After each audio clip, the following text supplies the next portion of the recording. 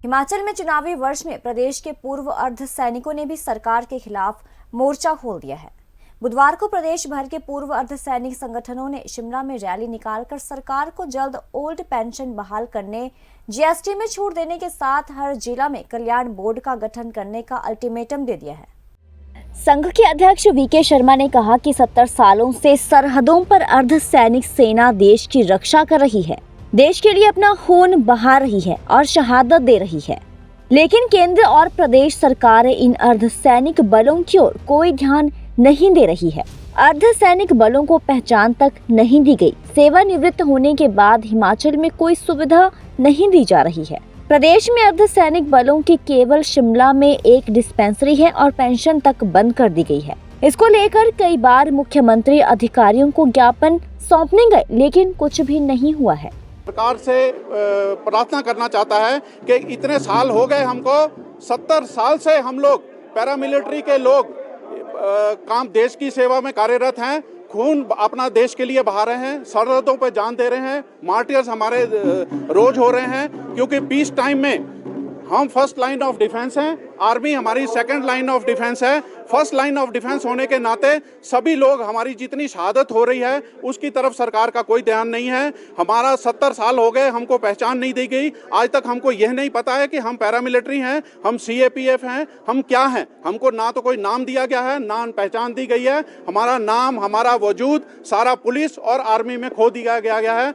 और हमारे मीडिया बंधु भी अच्छी तरह से जानते हैं कि जब भी कहीं डिजास्टर मैनेजमेंट में, एएनओ ड्यूटीज में, नक्सलाइट्स में या किसी भी काम में, या आपका पोल मैनेजमेंट है, आपकी वीआईपी ड्यूटीज हैं, आपकी सिक्योरिटी ड्यूटीज हैं, सभी में पैरामिलिट्री के लोग काम करते हैं। लेकिन आज तक इनको ना तो कोई नाम, ना पहचान, ना इनकी कोई कदर की जाती है। 70 साल के बाद भी आज तक कोई अर्धसैनिक बोर्ड हमारे लिए गठन नहीं किया गया है। हमको पता नहीं है, हमारे जवानों को पता नहीं है, पूरे प्रदेश में, पूरे देश में, कि वो अपनी मांगों को लेके, अपने जो जरूरी उनके काम हैं उनको लेकर कहां जाए, किसके पास जाए। आप देखिए, रिमोट इलाके से हम सब लोग एक मंच पर अब एकत्रित हो चुके हैं। इस पैरामिलिट्री के सारे सदस्य अब हम अलग अलग आईटीबीपी, बीएसएफ, सीआरपी, एसएसबी, इसमें अब डिवाइडेड नहीं है, क्योंकि शासन यही चाहता था कि हम डिवाइडेड रहें और हम कुछ मांग ना सकें। अब हम एक मंच पर आ गए हैं और हमारी कोर कमेटी ने अब ये फैसला लिया है कि हम थोड़ा समय, हफ्ता 10 दिन ज़्यादा से ज़्यादा सरकार को देंगे, क्योंकि 3 मेमोरेंडम हम व्यक्तिगत तौर पे मुख्यमंत्री महोदय के हाथ में दे चुके हैं, डिस्कशन कर चुके हैं, और 5 जो है मेमोरेंडम हम डीसी महोदय के थ्रू हम माननीय मुख्यमंत्री तक पहुंचा चुके हैं। लेकिन आज तक किसी भी हमारा जो मेमोरेंडम है उसके ऊपर कार्रवाई नहीं हुई, और सारे जो मेमोरेंडम है वो डस्टबिन में मेरे हिसाब से डाल दिए गए हैं। जब हमारे वजूद को, हमारी इज्जत को ललकारा जा रहा है, तो हमारे सभी साथी उस इज्जत को और उस ललकार का जवाब देने को तैयार हैं। माननीय मुख्यमंत्री को मैं सैल्यूट करूंगा कि उन्होंने विधानसभा पटल पर हम लोगों को, स्टेट के सभी लोगों को चैलेंज किया है कि अगर आपको पेंशन लेनी है, अगर आपको कुछ लेना है, तो आप जो है इलेक्शन लड़कर आइए।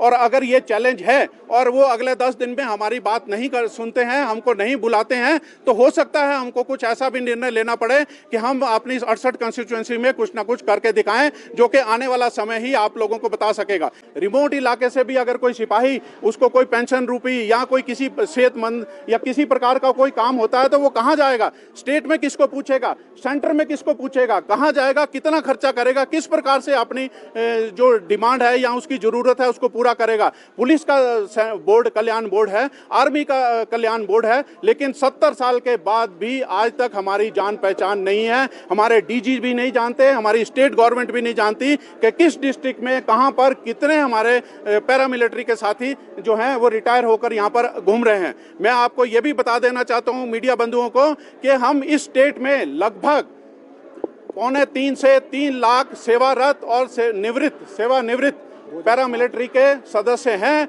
और अगर हम उनकी फैमिलीज को मिलाएं तो 15 से 18 लाख के बीच में हमारा ये वजूद बनता है। 70 लाख की संख्या में, जनसंख्या में हमारी स्टेट में हमारा बहुत बड़ा वजूद है, लेकिन उस वजूद को नकारा किया गया है, क्योंकि हमारे देशभक्त सैनिक ना तो कभी सड़क पर उतरे, ना अपनी जेन्युइन डिमांड के बारे में बात की, क्योंकि वो देशभक्ति से ओतप्रोत रहे हैं। उनके अंदर कभी ये बात नहीं रही कि हम अपने दिल के जो गम है उसको जनता के सामने ला सकें। लेकिन 70 साल के बाद आज वो सोए हुए शेर मजबूर हो चुके हैं कि वो अपनी डिमांडों को, अपनी जरूरी जो उनकी डिमांड्स हैं, वेलफेयर मेजर है, उसके लिए हम सरकार के सामने ला सकें।